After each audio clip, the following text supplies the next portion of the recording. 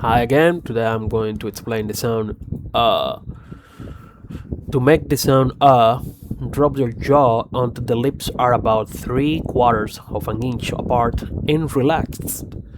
As you pronounce the sound, you can look at the mirror and compare the mouth formation with the one that is in the book. Some examples of this sound it's father, wand, cot, doll, lock, option, honor, honest, encore, annuit, knowledge, bureaucracy, etc. More examples, but with sentences. Ross is fond with dolls. John got an honest job. Bob stopped in the shop for a mop. His knowledge of crops is obvious.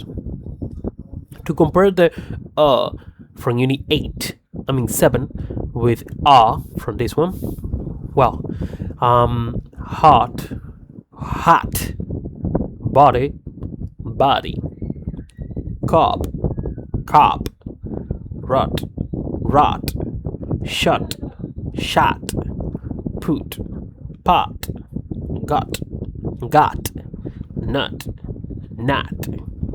More examples. Her brother got a hot supper. Some shots are optional. Buddy dropped the hot cup in the shop.